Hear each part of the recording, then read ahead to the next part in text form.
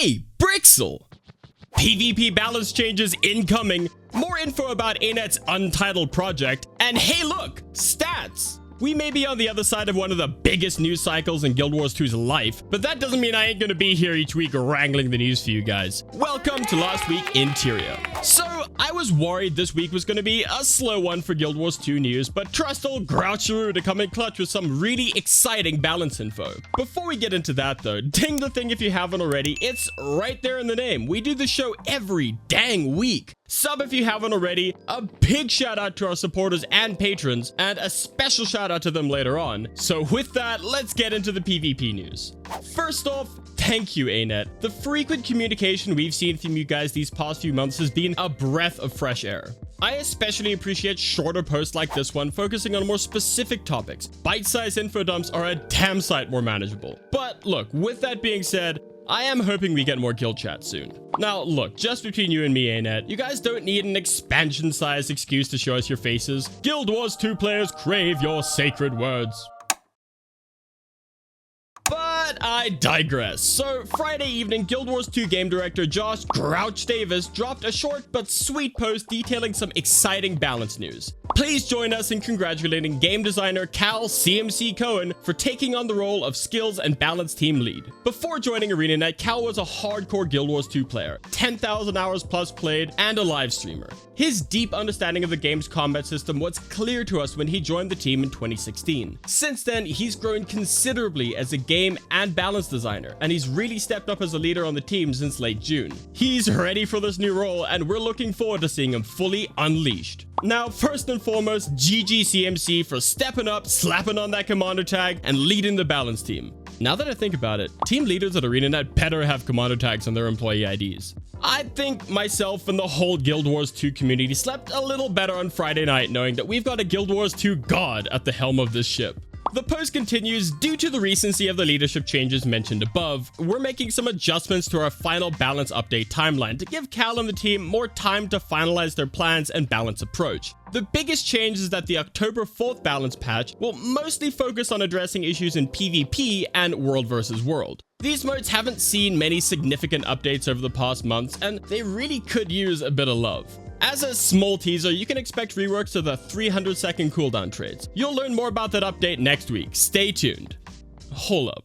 Do you guys ever get that feeling that some coincidences are just a little too coincidental? I mean, I've been hitting a ton of PvP on stream lately, and this is basically the first time in my life I've ever played PvP. Now we hear that they're putting a focus on PvP the same week I get into it? I don't know, coincidences are boring. The much more unlikely option that they're focusing on PvP because of me is far more fun. So thanks ANET for thinking about me and me alone in this update. Grouch concludes the post by giving us an update to ANET's previously released roadmap. We've added an additional balance update to our schedule for November 29th. And with this update, we're aiming to have our major balance updates include changes from all game modes, rather than focus on a single area. Cal and the team will share the updated balance philosophy with you prior to that release's balance preview. So once again, congrats to CMC, and frankly, congrats to ANET. The Steam release is in the rearview mirror, but they sure ain't letting up off the gas. Moving on, we got another crumb of information about whatever unannounced project ANET is currently working on. And where, I hear you ask, did this new info originate? Job boards. Duh. Always job boards. So, in a post advertising a senior technical content designer role for the aforementioned unannounced project, this mysterious project we've heard so much yet so little about, we got a couple spicy nugs of news. First off, we got further confirmation that whatever this project is, it is being developed in Unreal 5. The post states that a prerequisite for the position is to be able to take the lead on the first rapid iterations via direct implementation in Unreal 5 engine and collaboration with team members. So, Unreal 5 isn't technically new news, but it is further confirmation and one more red string to add to my conspiracy wall.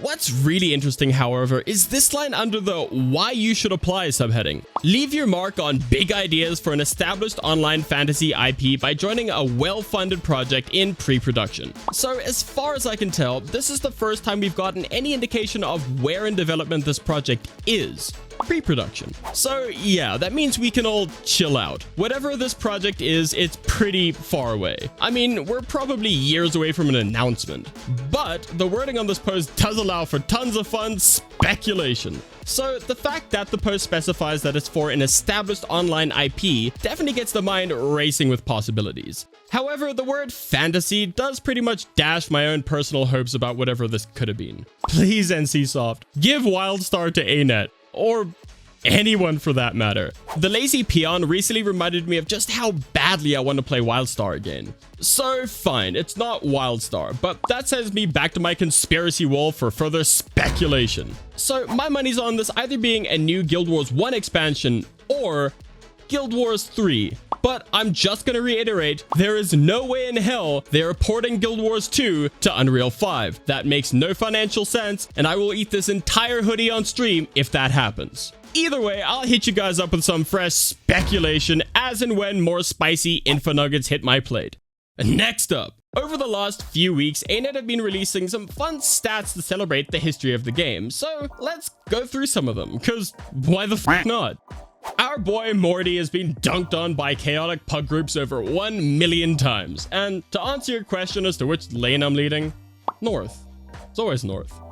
Players have created over 1.8 million legendary weapons. However, the real question here is how many poor players Zomer has swindled in this pursuit of this number.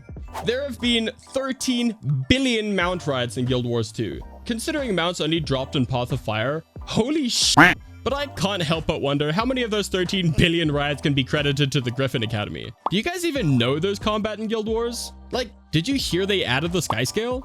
No? Okay, fair enough. Keep living that Griffin life. Moving on, over 41 million fractals have been cleared. That's roughly 11,000 clears a day. Though I still wonder, where did our giant friend from Cliffside go after we released him? I mean, he doesn't call, he doesn't write. I miss him. Finally, Suwon has met her final end over 182,000 times. You thought she would have learned after 181. And I'm sure at least 180,000 of those kills can be directly attributed to Heartstuck commanders. All in all, amazing stats, and I'd be genuinely interested to revisit them in a year. With the massive bump in Guild Wars 2 players, I'm willing to bet that number is going to be very different very shortly. But that's it. Before I let you go, I want to give a huge thank you to everyone who donated this week towards a new microphone for the channel. I'm sure you guys have noticed a significant improvement in audio quality. So a huge thank you to Dracul, Duncan K, Ozkuz, Alex Melville, and Brain Not Bright for donating. From the bottom of my heart, thank you all. I really appreciate it. Every person who contributes financially to this channel is really helping me pursue my dream, and I cannot thank you enough. So if you'd like to fund hardware for the channel, our Ko-fi link is in the description, as well as a link to our Patreon. And as always, a massive thank you to our patrons, and an even massiver shout out to our Guardian tier patrons, Liam Pullis, Anthony Hodgson, and Brain Not Bright. Thank you so much for watching. Be sure to catch me on Twitch 3 times a week. Brixel loves you very much, and I'll see you guys in the next one.